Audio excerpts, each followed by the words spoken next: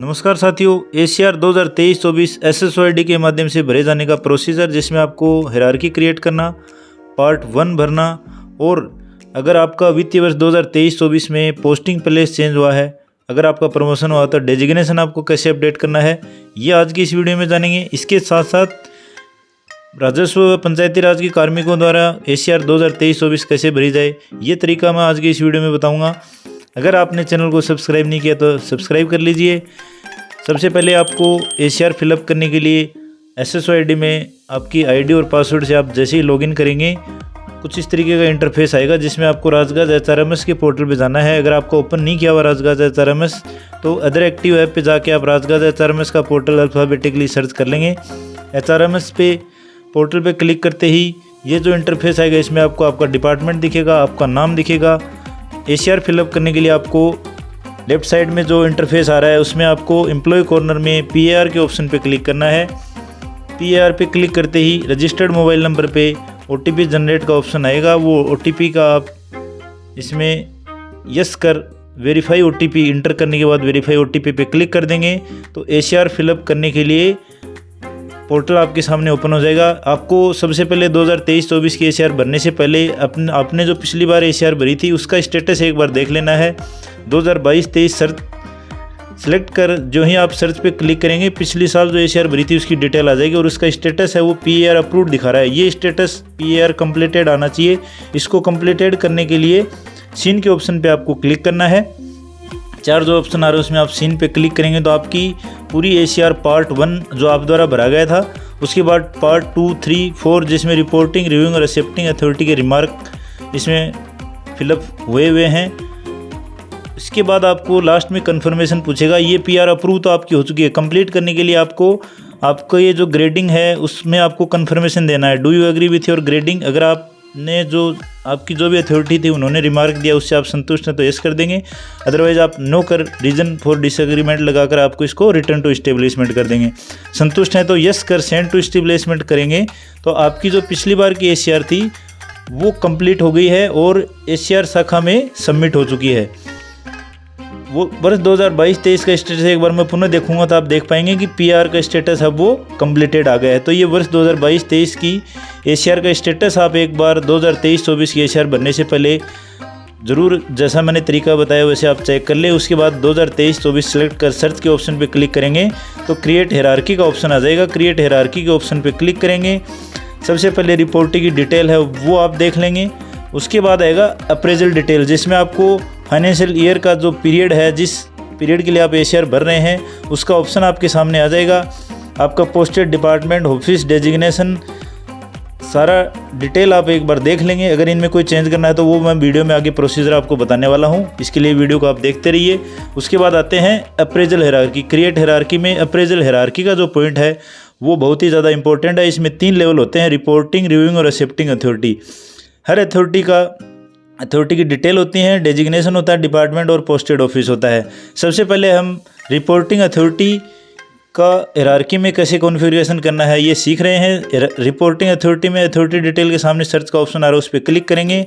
अगर वो आपकी प्रेफर्ड लिस्ट में ऐड है तो आपको शो कर देगा, अदरवाइज आपको सर्च करना है तो ऑल के ऑप्शन पे आप क्लिक करेंगे।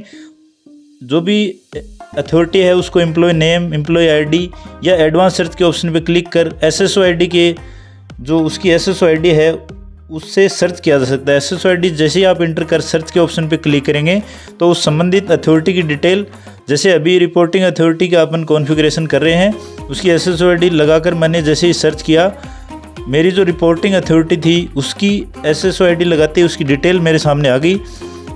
SSOID के सामने जो टिक बॉक्स का ऑप्शन है उस पर क्लिक कर प्रोसीड के ऑप्शन पे क्लिक कर देना है। इसको आप ऐड टू प्रेफर्ड लिस्ट भी कर सकते हैं। जैसे ही मैंने टिक किया, प्रोसीड किया तो रिपोर्टिंग अथॉरिटी की डिटेल है प्रोसीड करते ही वो सिलेक्ट हो गई हैं और रिपोर्टिंग अथॉरिटी का कॉन्फ़िगरेशन है वो पूरा हो चुका है। इनका डेजिग्नेशन और डिपार्टमेंट भी आप चेक कर लें। अगर चेंज करना हो तो सामने जो सर्च का ऑप्शन आ रहा है उसमें जाके आप चेंज कर सकते हैं। उसके बाद दूसरा लेवल आता है रिव्यूइंग अथॉरिटी। रिव्यूइंग अथॉरिटी का भी कॉन्फ़िगरेशन करने के लिए सेम आपको नाम से करना है या SSOID से करना है, जो भी आप प्रोसीजर अडोप्ट करना चाहते हैं वो आप कर सकते हैं। अभी जैसे पहले मैंने रिपोर्टिंग अथॉरिटी का SSOID के माध्यम से बता दिया। अब एम्प्लॉय के नाम से अगर आपको आपका अथॉरिटी का सर्च करना है, सिंपली आप नाम डालकर सर्च करेंगे, उस जो अथॉरिटी है उसका नाम आपके सामने आ जाएगा, उसकी डिटेल आ जाएंगी, उनके नाम के सामने टिक कर आप प्रोसीड कर देंगे। अगर यही अगले साल भी रहने वाले हैं तो आप ऐड टू प्रेफर लिस्ट कर सकते हैं, बार बार उनको सर्च नहीं करना पड़ेगा। अब तीसरा लेवल है एक्सेप्टिंग अथॉरिटी। एक्सेप्टिंग अथॉरिटी के सर्च के सामने जैसे ही आपने क्लिक किया, एम्प्लॉय के नाम से जो अथॉरिटी एक्सेप्टिंग अथॉरिटी है उनके नाम से सर्च कर उनको सेलेक्ट कर प्रोसीड कर देंगे, तो तीनों लेवल जो हायरार्की में कॉन्फ़िगरेशन होना था उनका कॉन्फ़िगरेशन इजीली आप देख पा रहे हैं। सारी डिटेल उनकी आ गई है, रिपोर्टिंग, रिव्यूइंग और एक्सेप्टिंग अथॉरिटी।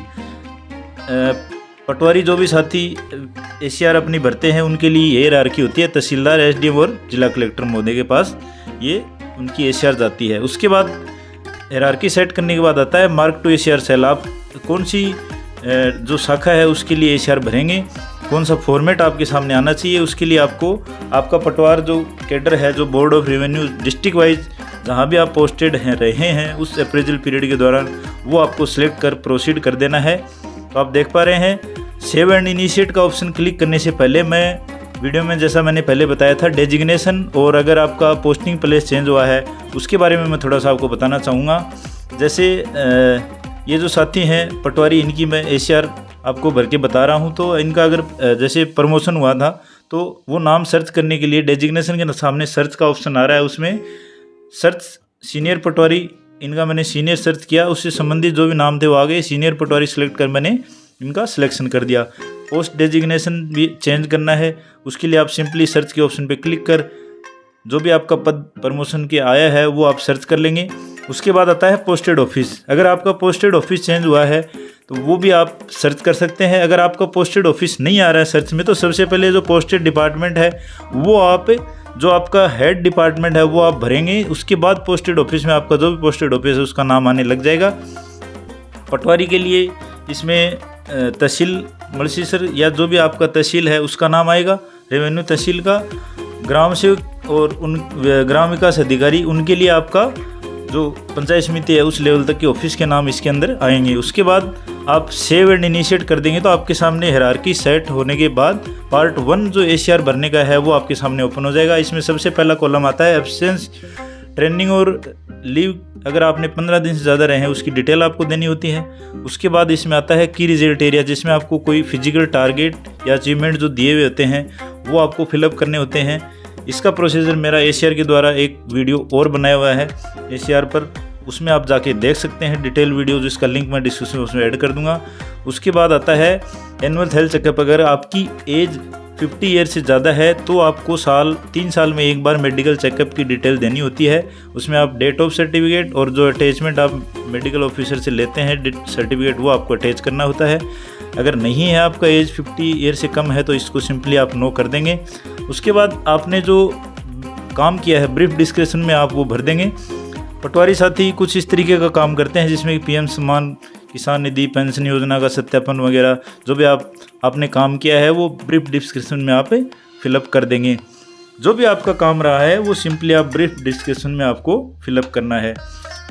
इसके बाद नीचे इसमें 3 पॉइंट आते हैं, सेव, प्रीव्यू एंड सबमिट। सबसे पहले आपने जो डिटेल भरी है पार्ट 1 में और हायरार्की जो आपने क्रिएट करी है उसको सबसे पहले आपको सेव करना है।